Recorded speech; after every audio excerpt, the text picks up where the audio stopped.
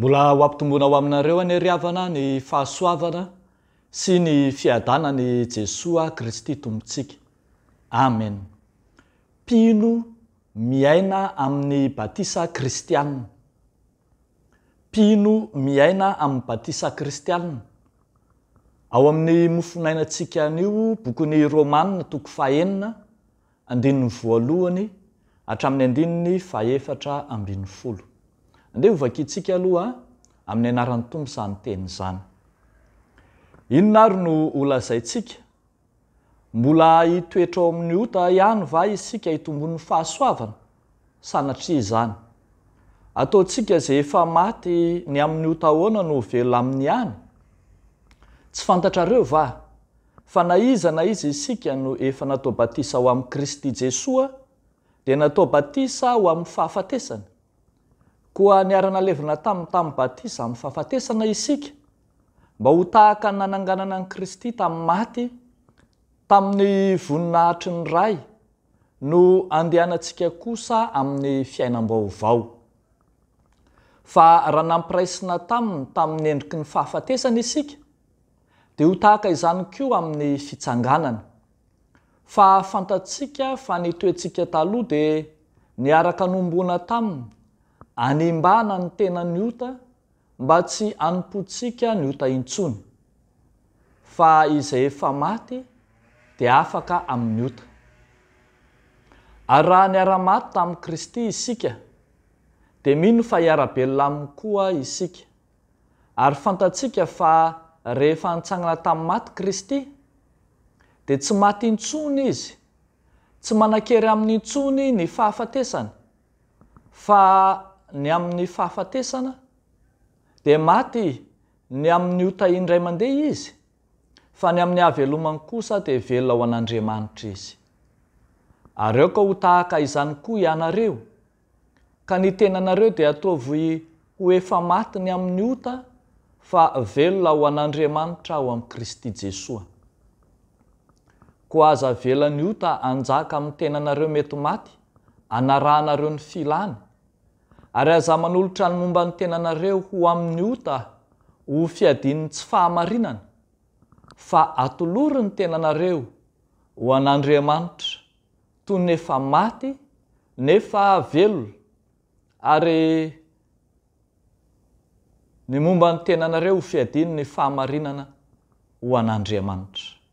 Fa ny ota tsy hanakery aminareo, fa tsy mba ambany lalàna ianareo, fa ambany fahasoavana. Ray masino, manamasinanay amin'ny fahamarinana, ny teninao no fahamarinana. Amen. Mpino miaina amin'ny batisa kristianina. Zava-dehibe ho antsika mpino tokoa ry havana ny fahafantarana ny maha izy azy ny batisa kristianina, ny zo fototra izay raisintsika eo amin'ny batisa. Misy fampianaram-ponoana izay fototra tokony ho fantatsika momba amin'ny batisa kristianina mazava ho azy, dia ny amin'ny fahasoavan'Andriamanitra.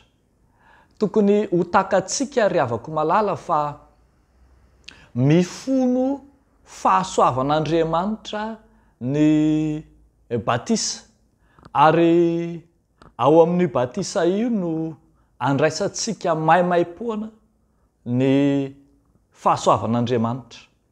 Fahasoavan'Andriamanitra izay manana hadiry mihoatra lavitra noho ny lalàna jiosy, izay mandrakariva tsy voaraka ka nahatonga azy ireo nataony Jaona batisa ho amin'ny fibebahana. Mihoatra lavitra ny batisa ny fibebahana, ny fahasoavana raisin'ny mino eo amin'ny batisa kristianina. Io fahasoavan'Andriamanitra io ihany koa dia mihoatra lavitra noho ny velaran'ny fahotana.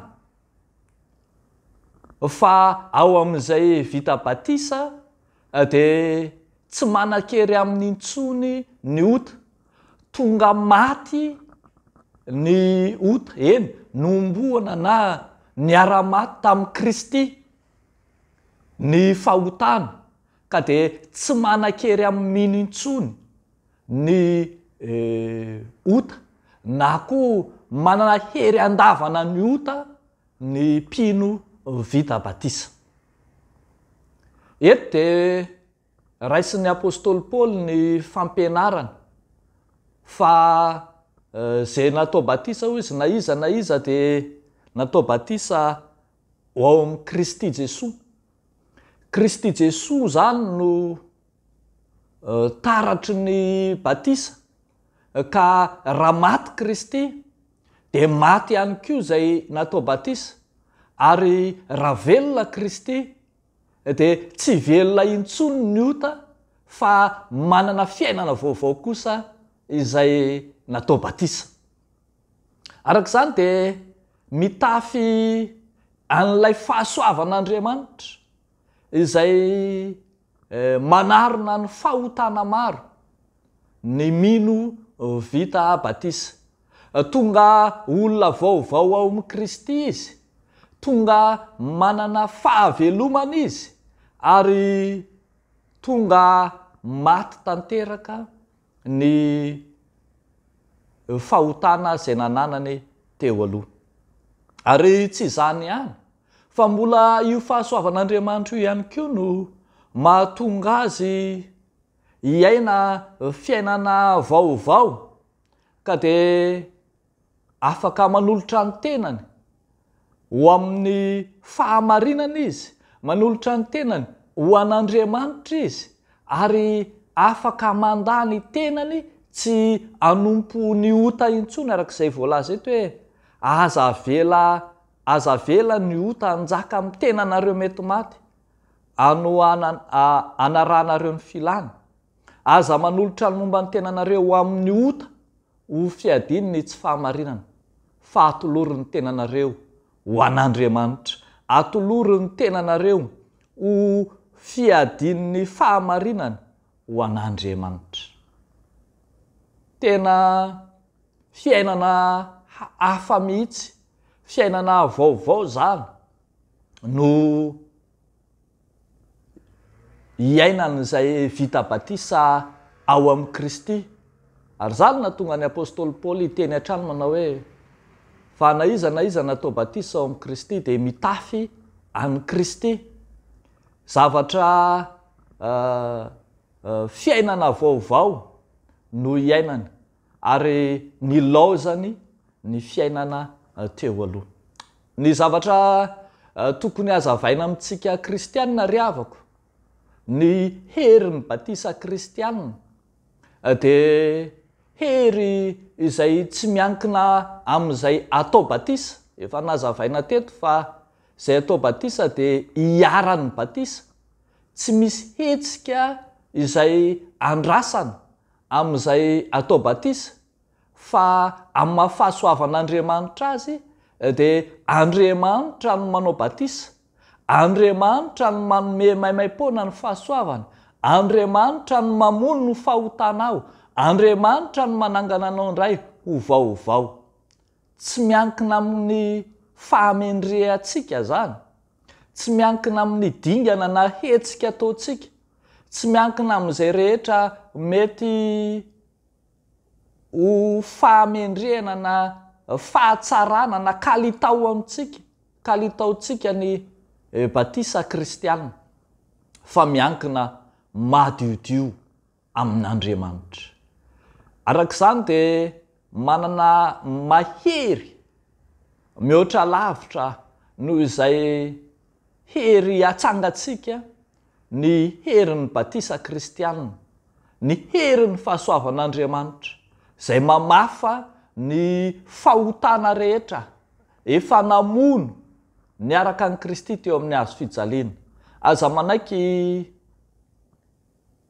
ho foazin'ny fahotana indray, aza manaiky ny satana manetsikeloka ka ilazana fa tsy mbola mpanoty ianao. Ambara ry havako malala fa ny fahasoavan'Andriamanitra no namono ny fahotanao lasa taloha rehetra, ary mahatompo ny tenanao ankehitriny ka manana safidy mazava afaka manda ny ota ianao ary afaka miaina tanteraka ny fiainana vaovao omen'ny Kristy ianao. Dia hoan'Andriamanitra irery any ny voninahitra. Amen. Ivavaka isika. Misaotra Tompo ny amin'ny fahasoavana izay nomenao anay, na dia tsy mendrika anay na dia tsy sahaza anay, fa Andriamanitro ny nofo rehetra, tsy mizatavan'olona ianao. Indro mametraka eo am-pelantananao zao herinandro vaovao izao izahay. Ankininay aminao ny fiainan'ny kristianina tsiraray avy, ireo rehetra vita batisa, indrindra entinay eo anatrehanao. Tehirizo amin'ny anaranao izy ireny, amin'ny fianarany, amin'ny asany, amin'ny adidy aman-drarahany, amin'izay fivezivezena ataony, amin'ny fanompony, dia samy entinay eo anatrehanao. Amin'ny anaran'i Jesosy ilay efa nanao batisanay, anaovanay izany mivavaka izany. Amen.